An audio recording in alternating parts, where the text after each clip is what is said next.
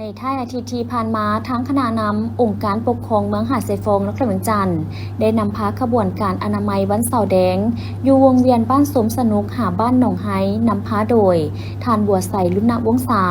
ประธานคณะกรรมการปกครองเมืองหาดทรายฟงซึ่งได้เป็นเจ้าการนำพาการจัดตั้งและประชาชน2บ้านโดยสมทบกับน้องนักเรียนของโรงเรียนภาคเอกชนในเขตดังกล่าวเข้าร่วมในขบวนการออกแห่งงานในวันเสาร์แดงครั้งนี้เพื่อสร้างขบวนการเฮ็ดอนามัยทำความสะอาดในขอบเขตบริเวณเส้นทางวงเวียนสมสนุกหาหนองไฮ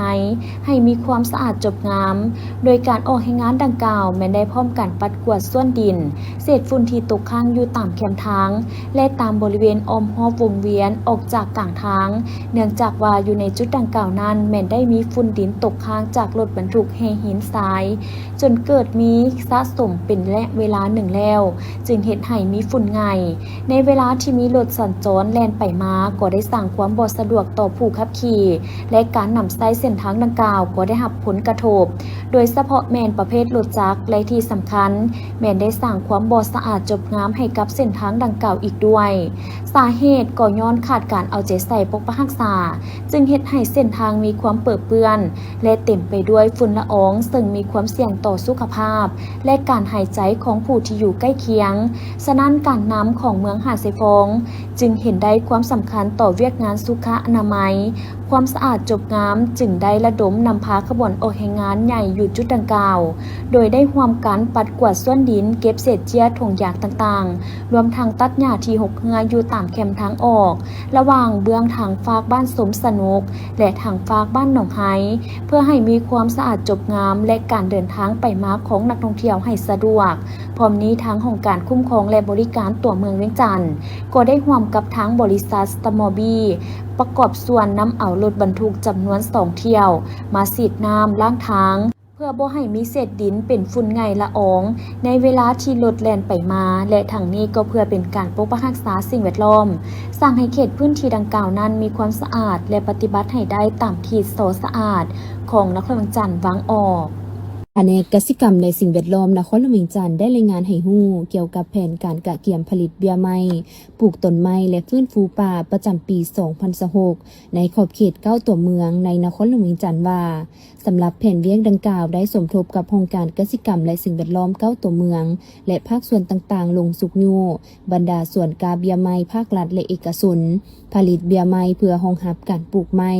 ซึ่งรวมมีเบี้ยไม้ทั้งหมด3ล้านเบี้ยมีชนิดพันธุ์ไม้คือไม่ดูไม้แต่ขาไม้เกศนาไม้สักไม้วิกไม้ประดับไม้กลิ่นหมากและไม้ชนิดอื่นๆในปี2026ตามแผนปลูกต้นไม้ฟื้นฟูป่าคาดหมายสู่ชนให้ได้405เฮกตาร์ในนั้นปลูกเป็นสินค้า300เฮกตาร์ปลูกฟื้นฟูป่า100เฮกตาร์ปลูกประดับตามเส้นทางดินหลวมดินลัดคุ้มครองตามสถานที่ส่วนสาธารณะสำนักงานองค์การแคมทางดินบุคคลดินบริษัทดินโรงงานและดินอื่นๆให้ได้5เฮกตาร์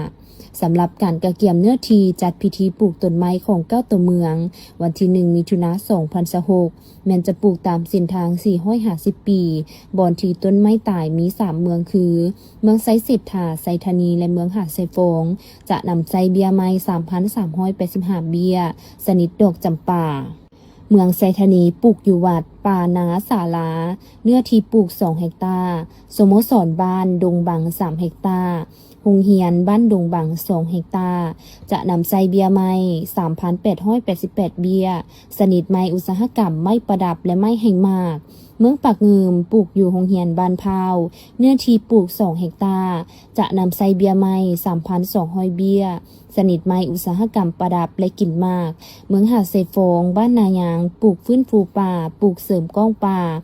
ที่มีเนื้อที่ปลูก5เฮกตาร์จะนำไซเบียไม้ 5,000 เบียเมืองสีโคตะบองบ้านเวียงคำแคมทางมีเนื้อที่ปลูก 0.3 เฮกตาร์จะนำไซเบียไม้ 600 เบียชนิดไม้สะฟาง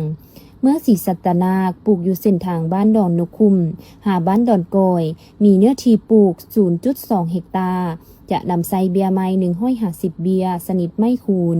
เมืองหาดทรายฟงปลูกอยู่ทางเข้าวัดหนองคำแสนมีเนื้อที่ปลูก 0.5 เฮกตาร์จะนำไซเบียไม้100เบียสนิดไม้ประดับ เมืองสังทองปลูกอยู่บ้านโซดงป่าแต้ปลูกเสริมกองป่ามีเนื้อที่ปลูก9เฮกตาร์จะนำใจเบียร์ไม้ 9,000 เบียร์สนิทไม้อุตสาหกรรมเมืองจันทบุรีปลูกอยู่โรงเรียนมัธยมสมบูรณ์บ้านบ่อนางัวมีเนื้อที่ปลูก 0.3 เฮกตาร์จะนำใจเบียร์ไม้100เบียร์สนิทไม้อุตสาหกรรมและไม้ประดับส่วนแผนกกสิกรรมและสิ่งแวดล้อมนครหลวงจันทร์สมทบกับกรมป่าไม้และองค์การปกครองเมืองสังทองและองค์การกสิกรรมและสิ่งแวดล้อมเมืองสังทองบ้านเพียราชจะจัดพิธีปลูกไม้ในวันที่1มิถุนายน2026ปลูกอยู่บ้านเพียราชเขตเนื้อที่ไฟไหม้ลามป่าเขตป่าสงวนแห่งชาติภูพนังในเนื้อที่6เฮกตาร์จะนำใจเบียร์ไม้ 6,000 เบียร์สนิทไม้แต่ขาไม่ดูและไม่ยุ้มหินไม้แขนและไม้อื่นๆผลิตภัณฑ์ที่เฮ็ดด้วยไม้ในลาวเฮาปัจจุบันแม่นนับได้ว่าเป็นผลิตภัณฑ์หนึ่งที่มีมูลค่าทางธุรกิจและสร้างฝีมือคนลาวก็มีความสามารถปรุงแต่งได้หลากหลายแบบให้สอดคล้องกับการสวมใส่ตามยุคตามสมัยของสังคม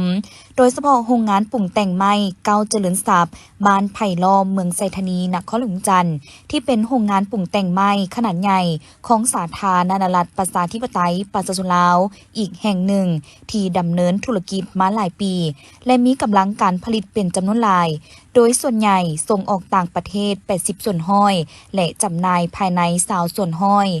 ซึ่งท่านนางจุฬาภรณ์รัตนวงศ์เจ้าของโรงงานปรุงแต่งไม้เก้าเจริญทรัพย์ได้ให้สัมภาษณ์ต่อนักข่าวว่าโรงงานของเพิ่นแม่นสร้างตั้งมาแต่ปี 2004 มาฮอดปัจจุบันก้าวเข้าสู่ปี22-23โดยหลักๆแม่นจะปรุงแต่งไม้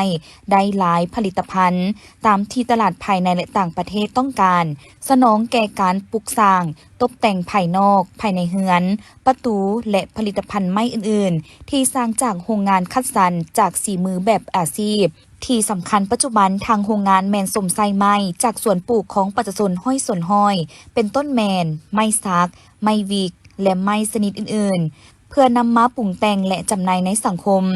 ซึ่งผลดีของการสมไซไม้จากสวนปลูกคือปฏิบัติตามแนวทางนโยบายของภาครัฐได้ส่งเสริมให้ประชาชนปลูกสร้างเวียกเฮ็ดงานทำสร้างรายรับจากแขนงกสิกรรมและทางได้ช่วยกันปกปักรักษาทรัพยากรธรรมชาติโดยเฉพาะไม้ธรรมชาติที่ล้ำค่าของลาวเพื่อให้ธรรมชาติยังคงอุดมสมบูรณ์เจ้าสบายดีข้าพเจ้านางจุฬาภรณ์รัตนวงศ์หรือว่าจิ๊บแมวเนาะเป็นเจ้าของโรงงานไม้ปรุงแต่งไม้เก้าเจริญทรัพย์โรงงานพวกเขานี่มันสร้างตั้งขึ้นมาแต่ปี2004เนาะ2004คือว่าสร้างตั้งเข้ามาได้ปัจจุบันได้20ปลายปี ตอนนี้โรงงานพวกเขานี่มันเป็นโรงงานที่เฮ็ดไม้สำเร็จรูปแล้วก็แปรรูปและเฮ็ดสำเร็จรูปเฮ็ดวงกบประตูหน้าต่างตรงนี้เส้นเป็นไม้ปูพื้นไม้คิ้วไม้บัวแล้วก็มีไม้ตกแต่งภายในเส้นเป็นไม้จอยทางสร้างเขาเจ้าเอาไปตกแต่งไม้ภายในเฮ็ดอยากแบบเฮ็ดแบบใดก็ได้เนาะเพราะไม้ตัวนี้เป็นเฮ็ดเป็นโครงแล้วก็ตกแต่งตามใจชอบโรงงานพวกเฮานี่มันผลิตและจำหน่ายภายในและต่างประเทศหรือว่าส่งต่างประเทศนี่ 80% 20% นี่มันส่งภายในประเทศเมื่อก่อนนี่มันพวกเฮานำใส่ไม้ธรรมชาติเนาะแต่ตอนนี้พวกเฮาหันมาใส่แต่ปี2015มาพวกเฮาได้นำใส่ไม้ส่วนปลูกมาผลิตเส้นเป็นไม้สักตรงนี้ไม้วิกจำนวนนึงนะเอามาผลิตอยากเชิญชวนพ่อแม่ประชาชนเนาะผู้ที่นำใส่ผลิตภัณฑ์ไม้ให้มานำใส่เป็นไม้ส่วนปลูกพวกเฮานี้มันจะยืนยงโรงงานพวกเฮานี้มันฮับใส่เฮ็ดให้พ่อแม่ประชาชนหรือว่าพวกกรรมกรที่บ่มีเวียกเฮ็ดงานทำหรือว่ามาเฮ็ดนำพวกเฮาได้ถ้าว่าผู้ใดบ่มีสีมือคือว่าพวกเฮาเอามาสอนเอาถ้าผู้ใดมีสีมือแล้วพวกเฮาก็บรรจุได้เลยเนาะส่วนการส่งเสริมประชาชนปลูกนี่มันทุกๆปีของวันที่1เดือน6พวกเฮาก็แม่นได้สมทบกับภาคส่วนที่เกี่ยวข้องได้ซื้อเบียร์ไม้ให้ข้าเจ้าผู้ที่มีเนื้อที่เพียงพอในการปลูก แต่ว่าถ้ามันใหญ่มาแต่พวกเรารับซื้อทางโรงงานเรารับซื้อในอนาคตพวกเรานี่มันแผนพวกเรานี่อยากเฮ็ดส่งอยากให้ประชาชนลาวนี่หันมาใส่ไม้สวนปลูกเนาะเพราะว่าไม้สวนปลูกพวกเรานี่ก็ปลูกไว้หลายเนาะทางรัฐบาลก็ส่งเสริมก็ในอนาคตตั้งหน้าคิดว่ารับใส่พ่อแม่ประชาชนเพียงพอทางโรงงานพวกเรานี่สามารถรับสั่งถ้าผู้ใดที่ว่าอยากปลูกเรือนปลูกศาลอยากได้ไม้ตกแต่งภายในหรือว่าอยากได้ไม้ไปตกแต่งโรงจักรโรงงานหรือว่าห้านค้าห้านขายเป็นห้านกาแฟบางอย่างพวกเรามาสั่งพวกเราได้ถือว่าผลิตตามความต้องการของลูกค้าเลยบ่จำเป็นต้องว่าอันนี้บ่ถูกอันนี้บ่ถูกนะสินะเฮ็ดตามออเดอร์เลยเพราะพวกเราก็ผ่านมาพวกเราก็ได้มีสร้างพวกเราก็ได้เอาไปตกแต่งภายในแล้วก็ไปปูเฮือนบรรดาลูกค้าอยู่ในตัวเมืองหันกะหลาย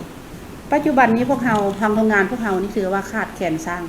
เพราะว่าสร้างเดี๋ยวนี้ก็หันไปอยู่ต่างประเทศหลายถ้าว่าผู้ใดอยากมีความสนใจอยากพัฒนาสีมืออยากเป็นสร้างก็แม่นเชิญมาสมัครมาพวกเราได้ถ้าบ่เป็นก็บ่เป็นอย่างขอให้ฮักอาชีพนี้พวกเราสิสามารถสอนให้ได้เพราะเรามีสร้างผู้สำนิชำนาญอยู่แล้วถ้าว่าลูกค้าผู้ใดฮักสนใจอยากได้ไม่ตกแต่งภายในอยากปลูกเงินปลูกศาลปลูกห้องการหรือว่าเฮ็ดห้านกระเพาะกาแฟบอกเลยว่าอยากเอาไปนำใส่ที่เฮ็ดเฮือนเฮ็ดศาลนี่ก็ถือว่าให้มาสั่งพวกเราได้โรงงานพวกเราตั้งอยู่บ้านไผ่ล้อมเมืองไซธานีต่อหน้าสุสานแล้วก็เบอร์โทร97895662ติดต่อข้าพเจ้าโดยตรงก็ได้ ปัจจุบันทางโรงงานแม่นมีกำลังการผลิตปรุงแต่งไม้ได้เป็นจำนวนหลายที่สามารถสนองให้แก่สังคมฉะนั้นทางโรงงานจึงเปิดโอกาสเพื่อรับสร้างไม้สีมือและแรงงานเพิ่มเติมจำนวนหลายเข้ามาช่วยสนองการปรุงแต่งผลิตภัณฑ์ไม้และทั้งสั่งวิเฮ็ดงานทำแก่พ่อแม่ประชาชนซึ่งถ้าหากท่านใดสนใจอยากจะได้ผลิตภัณฑ์ใหม่หรืออยากจะไปสมัครเฮ็ดเวียกกับโรงงานแม่นสามารถเข้าไปติดต่อประสานงานได้ที่โรงงานตั้งอยู่ที่บ้านไผ่ล้อมเมืองไซธานีนครหลวงจันทร์หรือโทรสอบถามได้ที่เบอร์ 02097895662ท่านสิทธิไซเกตตะวงศ์คณะอำนวยการและซี่นำเวียกกิจการองค์กรสังคมและความยืนยงของบริษัทเบียร์ลาวกล่าวว่าโครงการดังกล่าวได้ร่วมมือกับศูนย์ขนคั่วข้าวและพืชเศรษฐกิจภายใต้สถาบันขนคั่วกสิกรรมป่าไม้และพัฒนาชนบทโดยเน้นการผลิตข้าวให้ได้มาตรฐาน GAP และออร์แกนิกควบคู่กับการนำใช้เทคนิคการปลูกข้าวแบบเปียกสลับแห้ง AWD เพื่อช่วยประหยัดน้ำและฟื้นฟูคุณภาพของดินระยะยาวผลสำเร็จอันสำคัญของโครงการในฤดูนาแซง 2025-2026 ก็คือสามารถเก็บเกี่ยวข้าวได้หลายกว่า 1,500 ต้นพร้อมทั้งขยายเนื้อที่การผลิตและจำนวนครอบครัวชาวนาที่เข้าร่วมโครงการอย่างต่อเนื่องสำหรับเทคนิค AWD แม่นถูกยกให้เป็นหัวใจหลักของโครงการเนื่องจากสามารถช่วยประหยัดน้ำได้ถึง 30 ส่วนห้อยและลดพรการปล่อยไอพิษเหือนแก้วได้ถึง 50 ส่วนห้อยในอนาคตบริษัทจะสืบต่อขยายโครงการกสิกรรมแบบฟื้นฟูและส่งเสริมการนำใช้ AWD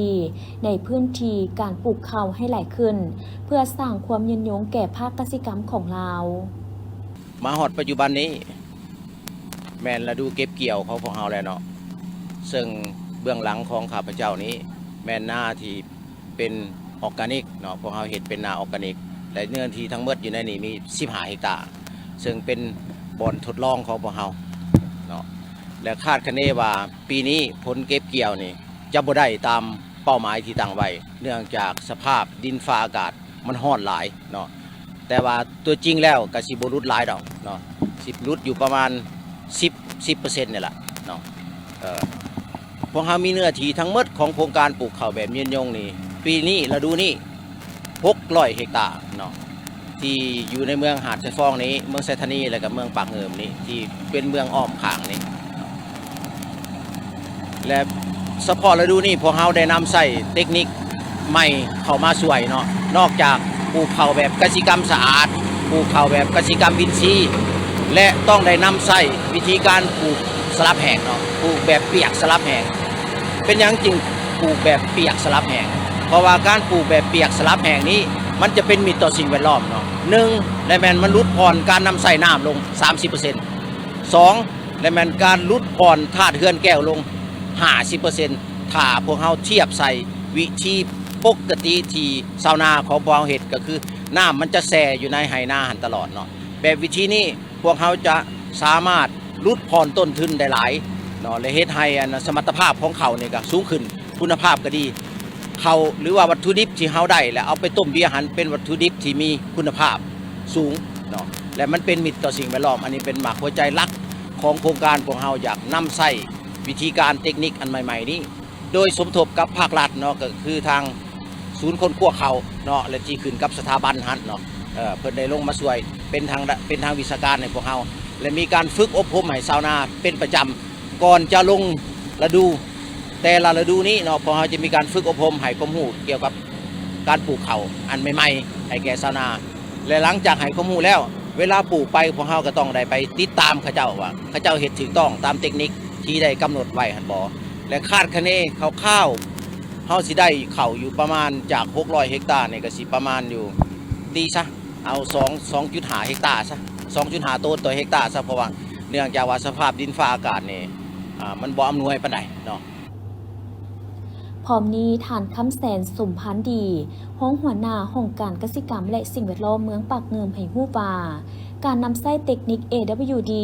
ถือเป็นแนวทางที่สำคัญในการพัฒนาเกษตรกรรมแบบยืนยงของสปป.ลาวเนื่องจากสามารถประหยัดน้ำลดผ่อนผลกระทบต่อสิ่งแวดล้อมและช่วยให้ชาวนามีผลผลิตที่ดีขึ้นพร้อมกันนี้การร่วมมือระหว่างบริษัทเบียร์ลาวและชุมชนชาวนายังเป็นกลไกสำคัญในการถ่ายทอดความรู้พัฒนามาตรฐานการผลิตและสร้างตลาดรองรับผลผลิตให้แก่ชาวนาอย่างยืนยงข้าพเจ้าก็ต่างหน้าให้องค์การเกษตรกรรมและสิ่งแวดล้อมเกี่ยวกับเปียกสลับแห้งนี่ก็ถือว่ามีผลดีหลายเพราะว่าอันหลักๆเป็นประหยัดน้ำอันที่สองมาผลผลิตเป็นเพิ่มแต่ว่าประชาชนยังบ่เข้าใจเกี่ยวกับเทคนิคตัวนี้หลายเนาะอยู่เมืองเขานี่เฮ็ดอยู่นี่จุดหนึ่งประมาณ15 เฮกตาร์แล้วไปเฮ็ดทดลองอยู่บ้านบางโพน42 เฮกตาร์59 ครอบครัวโดยเฮ็ดเปียกสลับแห้งโดยแม่นนั่นน่ะการมาประสานงานของนาฟีล่ะของกรมกองกันผลิตกสิกรรมแล้วก็พัฒนาชนบทนั้นแต่ว่าเปียกสลับแห้งนี่มันมีจุดดีหลาย1ละแม่นประหยัดน้ำหลักๆข้าพเจ้าเว้าอันที่2ผลผลิตสิหลายเนาะแต่ว่ามันมีปัญหาหลักๆเลยเป็นระบบชลประทานเวลาเขาปลาแห้งปลาที่เอาเปียกปลาจักเทเฮ็ดให้เขาเฮ็ดปิดระบบบ่ได้ฉะนั้นจึงเป็นปัญหาแต่ผ่านการทดลองมานี่อยู่นี่มันได้รับผลดีเนาะแต่อยู่บางโพนยังสรุปอยู่ยังประเมินอยู่ตามเมืองข่าวๆหันสิได้อยู่ประมาณ 60% ปัญหาเลยเป็นเรื่องปัญหาระบบชลประทานเขาบังคับน้ำบ่ได้ย้อนระบบจักสูบน้ำฉะนั้นเกี่ยวกับตัวนี้พวกเขาสิเป็นเทคนิคที่ว่าพวกเขาสิได้ขยายในทั่วเมืองก็พวกเฮ็ดได้ก็สิเป็นระบบแล้วมันมีชลประทานเฮ็ดได้พวกสลับเปียกสลับแห้งฝนนี่เขาคุมน้ำบ่ได้ดิยากสำหรับตัวนี้นี่เป็นอันดีแล้วพวกเขาสิโฆษณาเผยแพร่แล้วก็เฮ็ดทดลองหลายๆให้ทั่วเมืองเขานี่แหละเพราะว่าเนื้อที่นาแสงเขามีอยู่ 1,665 เฮกตาร์เนื้อที่นาปีเขามีอยู่ 11,202 เฮกตาร์ที่ปฏิบัติอยู่นี่สำหรับเปียกสลับแห้งแล้วมีทางโครงการมีทางบริษัทก็จะมาสนับสนุนมาช่วยเฮ็ดทดลองว่าโดยรวมแล้วละแม่นว่าเป็นผลดีแหละเพิ่มผลผลิตประหยัดน้ำเนาะอันหลักๆมันเป็น2 อย่างนี้เนาะที่มีคือจังซี่เนาะสำหรับเปียกสลับแห้ง ทางด้านกลุ่มสาวนาที่เข้าร่วมโครงการได้ให้ฮู้ว่าหลังจากนำไส้เทคนิค AWD สามารถลดการนำไส้น้ำได้หลายพร้อมทั้งช่วยให้ต้นทุนการผลิตลดลงและผลผลิตก็มีคุณภาพดีขึ้นนอกนี้การเข้าร่วมโครงการยังช่วยให้ครอบครัวสาวนามีรายรับเพิ่มขึ้นมีตลาดรับซื้อผลผลิตที่แน่นอนและมีคุณภาพชีวิตที่ดีขึ้น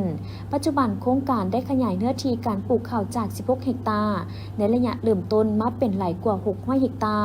กวมเอาเมืองหาดไซฟองไซธานีและเมืองปักเงิมพร้อมทั้งสามารถเต้าโฮมซาวนาเข้าร่วมโครงการได้หลายกว่า400ครอบครัวเฮ็ดให้ซาวนามีตลาดห้องรับผลผลิตที่แน่นอนและสามารถลดต้นทุนการผลิตได้ข้าพเจ้าก็ซื้อเท่าบุญส่งวงประเสริฐเนาะซึ่งเป็นตัวแทนของชาวนา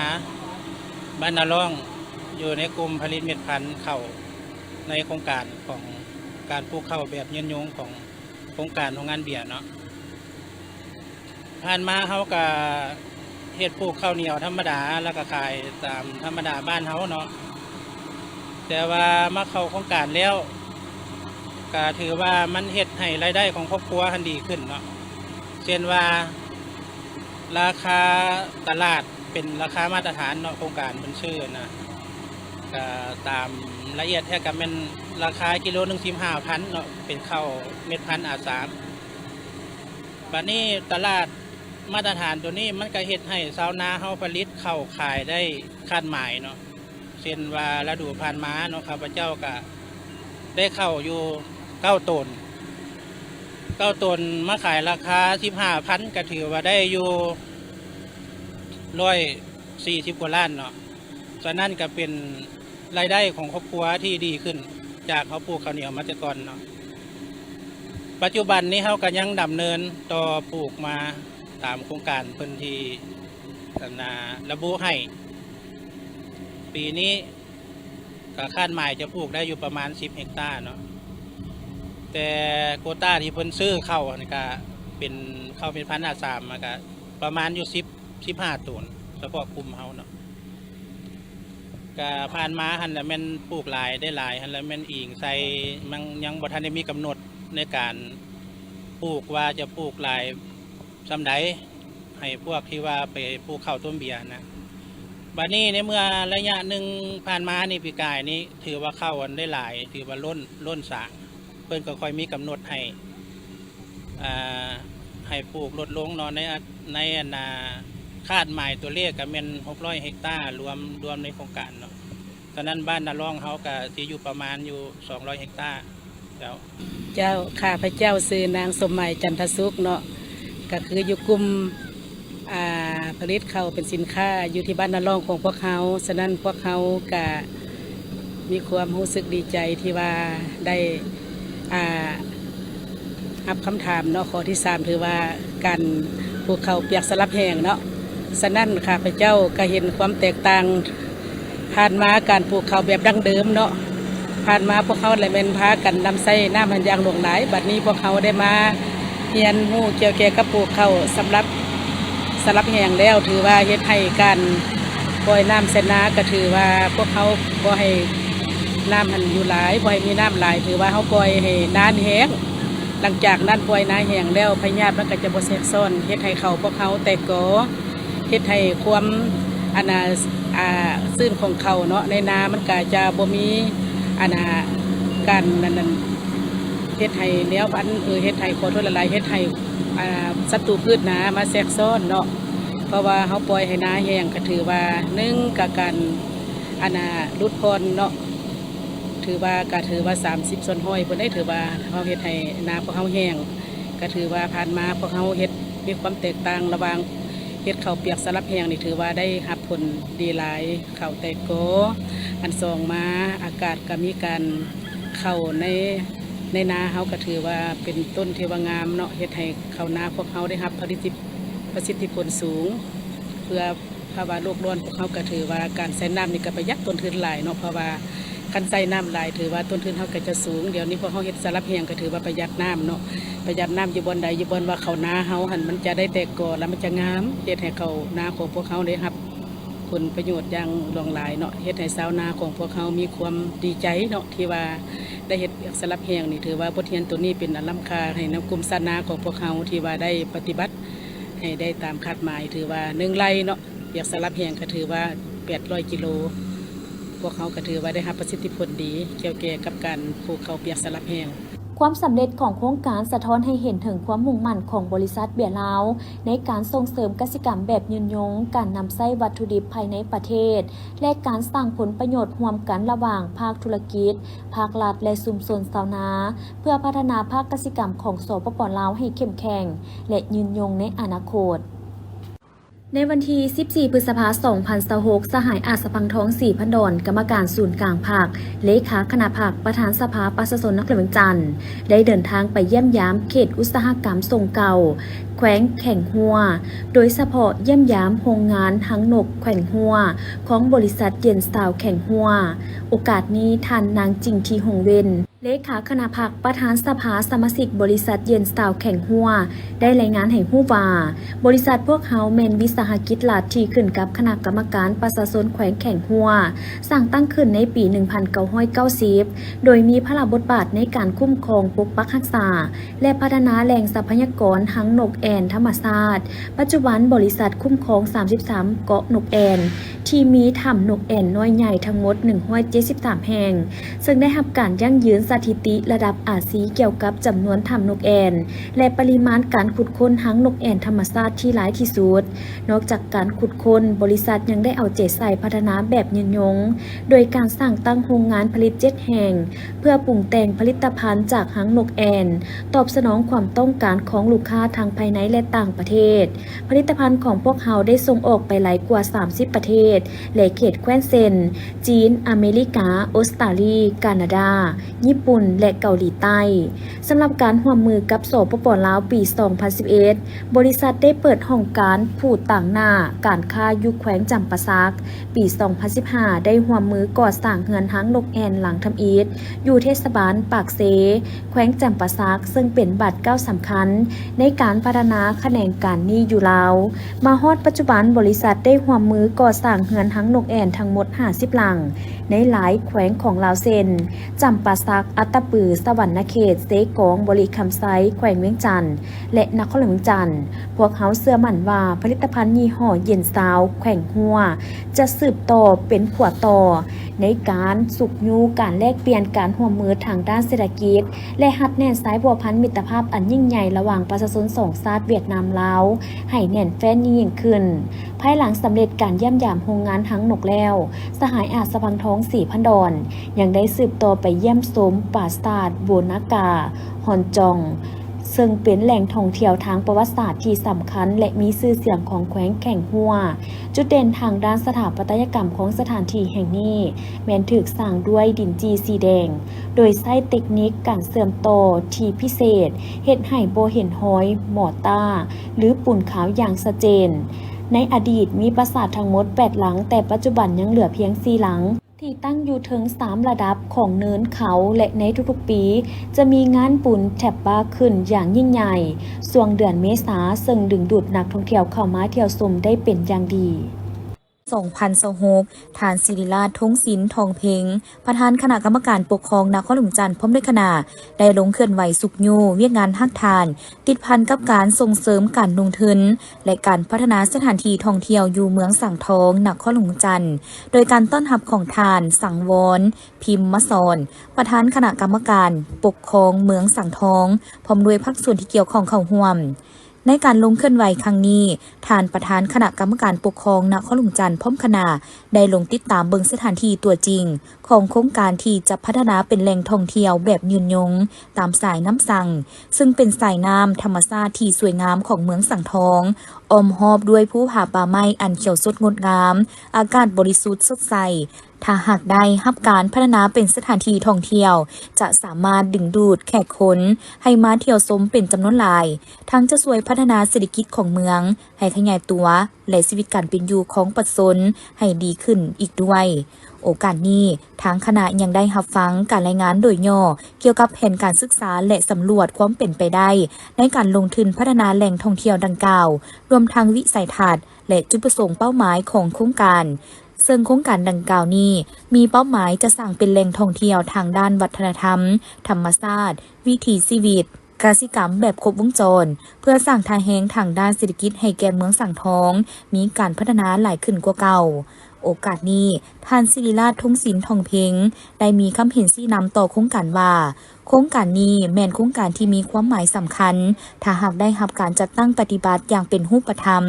จะกลายเป็นใบหน้าเบตาอันใหม่ให้แก่เมืองสังทองก็คือนครหลวงจันทร์พร้อมเดียวกันนั้นท่านยังได้เน้นหนักให้องค์การปกครองเมืองสังทองและภาคส่วนที่เกี่ยวข้องเอาใจใส่ติดตามกวดกายอย่างใกล้ชิดเพื่อให้ผู้ที่จะมาพัฒนาต้องลงมือเหตุแท้ทำจริงสิ่งสำคัญที่สุดให้หลีกเลี่ยงผลประโยชน์ต่อโครงการลงทุนอื่นๆในเขตใกล้เคียงและบ่ให้มีปัญหาห่างเสียงของสังคมพร้อมนี้ต้องให้ประชาชนในท้องถิ่นมีส่วนร่วมในการพัฒนาเพื่อความยืนยงในระยะยาววันที่ 15 พฤษภาคม 2026 อยู่ที่โรงเรียนทิพย์จันทร์โดยการเข้าร่วมของทานบุญซูภัยวิเศษประธานคณะกรรมการปกครองเมืองนาไซทองทานสมลีหลวงพระจันทร์ห้องหัวหน้าแผนกศึกษาธิการและกีฬานครหลวงจันทร์มีหัวหน้าห้องการศึกษาธิการและกีฬาเมืองผู้อำนวยการโรงเรียนพร้อมด้วยภาคส่วนเกี่ยวข้องเข้าร่วมในพิธีทานแปลงใจแสงจันทวงศ์ผู้อำนวยการโรงเรียนทิพย์จันทร์ได้ต่างหน้าให้29โรงเรียนขึ้นผ่านบทสรุปโรงเรียนปลอดสิ่งเสพติดซึ่งอิงตามมาตรฐานและเงื่อนไขการสร้างโรงเรียนปลอดสิ่งเสพติดที่ทางกระทรวงศึกษาธิการและกีฬาคณะกรรมการกวดกาและควบคุมยาเสพติดนครหลวงจันทร์วางออกเห็นว่า29โรงเรียนแม่นสามารถปฏิบัติได้ครบตามมาตรฐานเงื่อนไขเป็นต้นแมนบ่เสพบ่ขายบ่ซื้อบ่จำหน่ายบ่ทดลองบ่ผลิตและบ่ให้การร่วมมือและอื่นๆที่ติดพันกับสิ่งเสพติดจากนั้นก็ได้ผ่านข้อตกลงคำห้องเอาโรงเรียน29แห่งเป็นโรงเรียนปลอดสิ่งเสพติดของเมืองนาไซทองศกปี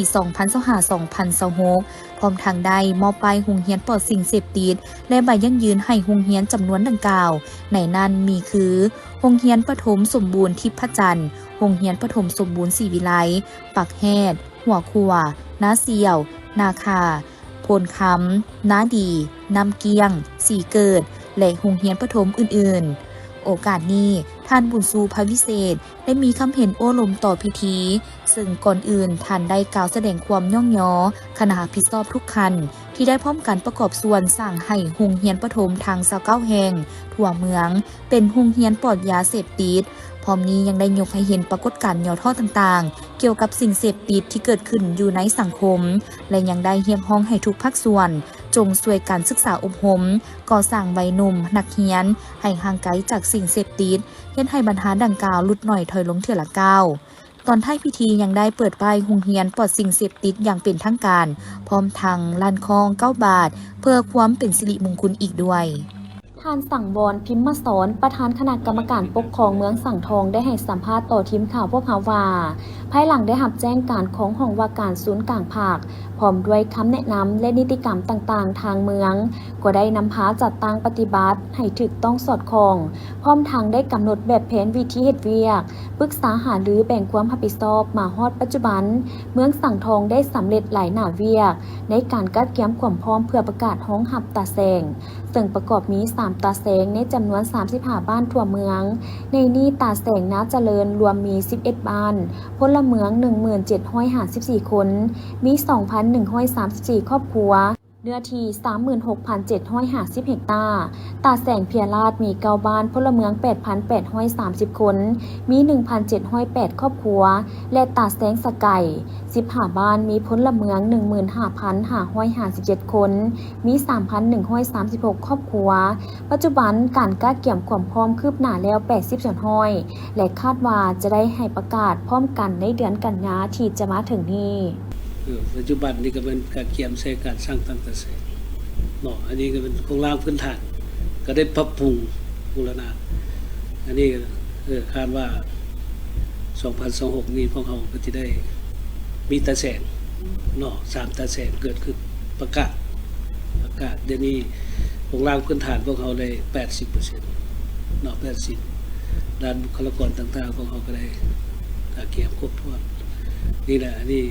ถ้าว่าเกิดดีขึ้นการพัฒนาอยู่ขั้นทางฐานบ้าน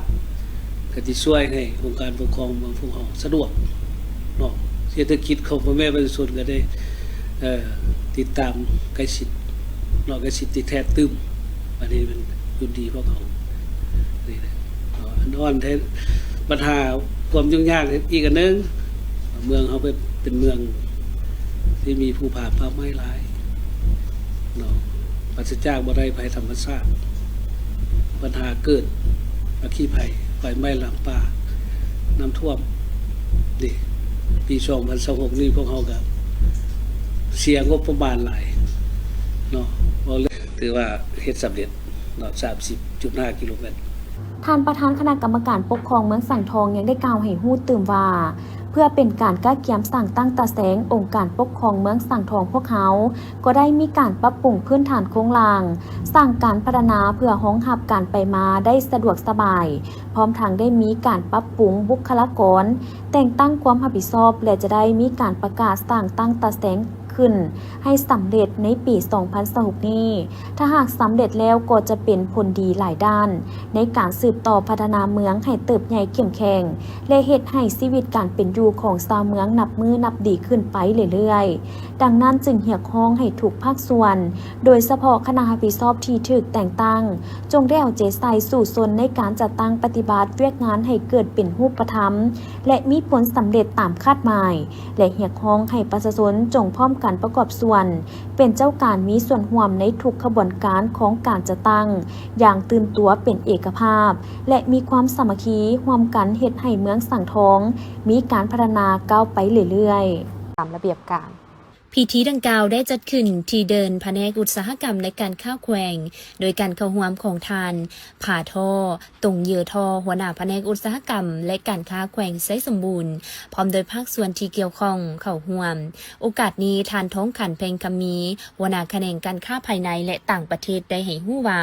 ในระยะผ่านมาเจ้าหน้าที่กวดกาการค้าแขวงได้สมทบกับภาคส่วนที่เกี่ยวข้องเอาใจใส่ในการลงกวดกาสินค้าอุปโภคบริโภคที่หมดอายุสินค้านำเข้าบ่ถูกต้องตามระเบียบการสินค้าลักลอบเลียนแบบสินค้านอกระบบและอื่นๆอย่างเป็นปกติผ่านการกวดกาตัวจริงซึ่งเริ่มแต่เดือนมีนาวันที่5 พฤษภาคม 2026สามารถกวดกาหันขายงกขายย่อยกวดกาใบทะเบียนวิสาหกิจและใบอนุญาตดำเนินธุรกิจของชาวจีนเวียดนามในคนลาวได้ทั้งหมด97ท่านพบเห็นสินค้าหมดอายุสินค้าเสื่อมคุณภาพและสินค้าอื่นๆได้ทั้งหมด49รายการโดยเฉพาะแม่นสินค้าประเภทเสบียงอาหารข้าวนมมีสำเร็จรูปเครื่องสำอางเครื่องปรุงแต่งอาหารและเครื่องดื่มประเภทต่างๆที่หมดอายุและบ่มีเอกสารนำเข้าบ่ถูกต้องตามกฎหมายมูลค่าของสินค้าทั้งหมด100 ล้านกว่ากีบพร้อมนี้ยังได้สร้างบทบันทึกการศึกษาผมกล่าวเตือนปรับใหม่ผู้ที่ละเมิดต่อระเบียบกฎหมายได้ทั้งหมด100 ล้านกว่ากีบนอกนี้ทางเจ้าหน้าที่การค้ากวดกาการค้ายังได้แนะนำระเบียบการวิธีการซื้อขายสินค้าวิธีการกวดกาสินค้าหมดอายุสินค้าบ่ติดสลากเป็นภาษาลาวสินค้าลอกเลียนแบบสินค้านอกระบบสินค้าต้องห้ามและอื่นๆให้บรรดาผู้ประกอบการตื่นอีกโอกาสนี้ทานผ่าท่อตรงเยือท่อยังได้มีคำเห็นโอ้ล้มซึ่งทานได้เรียกร้องให้ภาคส่วนที่เกี่ยวข้องจงพร้อมกันเอาใจใส่ในการติดตามกวดกาสินค้าหมดอายุและสินค้าที่นำเข้าบ่ถูกต้องเพื่อเป็นการปกป้องสิทธิผลประโยชน์ของผู้บริโภคผู้สวมใส่เพื่อรับประกันความปลอดภัยด้านสุขภาพแก่สังคมการทำลายสินค้าดังกล่าวเป็นมาตรการหนึ่งในการปราบปรามการจำหน่ายสินค้าบ่ได้มาตรฐานป้องกันการลักลอบนำเข้าสินค้าผิดกฎหมายสร้างความเชื่อมั่นให้แก่ผู้บริโภคพร้อมนี้ท่านยังเรียกร้องให้บรรดาผู้ประกอบการขายเครื่องต่างๆจงพร้อมกันปฏิบัติระเบียบกฎหมายอย่างเคร่งครัดโดยเฉพาะการนำเข้าการจำหน่ายสินค้าบ่ถูกต้องบ่มีคุณภาพมีแหล่งที่มาบ่ชัดเจนหมดอายุเพื่อความปลอดภัยของประชาชนจากนั้นเจ้าหน้าที่ก็ได้นำเอาสินค้าที่ยึดมาได้ไปทำลายอยู่บอนที่กำหนดไว้อย่างถูกต้องตามหลักวิชาการกองประชุมจัดขึ้นในวันที่ 14 พฤษภาคม 2026 ที่นครหลวงจันทร์โดยการเป็นประธานร่วมของปริญญาเอกลีเบิร์ดลีบัวเป่าประธานสถาบันวิทยาศาสตร์เศรษฐกิจและสังคมแห่งชาติปริญญาเอกนางวิไลวรจันทารตีรองประธานคณะกรรมการปกครองนครหลวงจันทร์ท่านหลุยส์มูวันนี้หัวหน้าแผนกหัวมือสถานทูตอังกฤษประจำลาวและท่านนางเฮลอนโฮโลเวผู้อำนวยการองค์การ WWF ลาวกองประชุมได้รับฟังการบรรยายพิเศษจากประธานและคณะประธานทั้ง4ท่านและได้รับฟังการเสนอผลการค้นคว้าวิทยาศาสตร์ทั้งหมด2บทคือการทบทวนสถาปนภาพของแม่น้ำคองและผลการประเมินการขุดค้นแห่หินและทรายตามลำแม่น้ำคองและแม่น้ำสาขาในสปป.ลาวทบทวนคืนบรรดานโยบายระเบียบกฎหมายกลไกประสานงานส่องวางและข้อเสนอแนะทางด้านนโยบายซึ่งเนื้อในจิตใจรักของบทรายงานผลการศึกษาดังกล่าวสามารถสรุปสั่งรวมได้ว่าแห่หินและทรายแมนทรัพยากรธรรมชาติที่ได้รับการนำใช้หลายโดยเฉพาะแมนนำใช้เข้าในการก่อสร้างพื้นฐานโครงล่างเส้นทางคมนาคมอาคารที่อยู่อาศัยตัวเมืองและอื่นๆถึงแม้นว่าการขุดค้นและนำใช้แห่หินและทรายจะได้ประกอบส่วนอย่างตั้งหน้าเข้าในการสุกยูขยายตัวของเศรษฐกิจแต่การขุดค้นและนำไส้แห่หินและทรายก็ติดพันกับความเสี่ยงทางสังคมและสิ่งแวดล้อมหลายประการโดยเฉพาะแมนตาฝั่งเจือนส่งผลกระทบต่อคุณภาพของน้ำถิ่นอาศัยของสัตว์น้ำความหลากหลายทางด้านชีวนานาพันธุ์และวิธีการดำรงชีวิตของประชาชนซึ่งศูนย์กลางภาคและรัฐบาลได้ให้ความสำคัญต่อการปกปักรักษาสิ่งแวดล้อมการพัฒนาแบบยืนยงและการนำใช้ทรัพยากรธรรมชาติที่มีอยู่อย่างจำกัดให้เกิดผลประโยชน์สูงสุดแต่ถึงอย่างใดก็ตามกลไกการคุ้มครองการขุดค้นแห่หินและทรายอยู่สปป.ลาวของพวกเขาก็ยังมีจุดอ่อนและส่องวางบางประการที่จะต้องได้รับการปรับปรุงให้เข้มแข็งขึ้นเติมเป็นต้นแมนการประสานงานและการนำพาในการคุ้มครองยังภายใต้แขนงการยังขาดแผนการและแผนงานการขุดค้นที่มีประสิทธิภาพและประสิทธิผลสูงการอนุมัติโครงการขุดค้นแห่หินและทรายในปัจจุบันยังอิงใส่การเสนอของผู้ลงทุนเป็นต้นต่อเหตุให้มีความเสี่ยงต่อสังคมและสิ่งแวดล้อมการคุ้มครองผลกระทบต่อสังคมและสิ่งแวดล้อมยังบ่ทันมีประสิทธิภาพและประสิทธิผลเท่าที่ควรเนื่องจากหลายสาเหตุในนั้นรวมมีความสามารถและประสบการณ์เฉพาะด้านของพนักงานแขนงการเกี่ยวข้องความบ่เป็นอิสระด้านการเงินงบประมาณส่องวางของระเบียบกฎหมายและอื่นๆระเบียบกฎหมายที่เกี่ยวข้องบางฉบับยังบ่ทันสอดคล้องกันและการติดตามและควบคุมการขุดค้นการลักลอบขุดค้นยังบ่ทันเข้มแข็งเพื่อยกประสิทธิภาพประสิทธิผลและความยืนยงของการขุดค้นแห่หินและทรายอยู่สปป.ลาวให้สูงขึ้นเติมบทรายงานผลการศึกษาครั้งนี้มีข้อเสนอแนะหลายข้อให้ศูนย์กลางภาครัฐบาลและแขนงการเกี่ยวข้องไปพิจารณาปรับปรุงให้เข้มแข็งขึ้นเติมซึ่งในนั้นรวมมีการยกระดับจุดประสานงานคุ้มครองให้สูงขึ้นเติมการพิจารณาอนุมัติและการคุ้มครองการขุดค้นแห่หินและทรายตามกฎหมายบ่อแห่ปี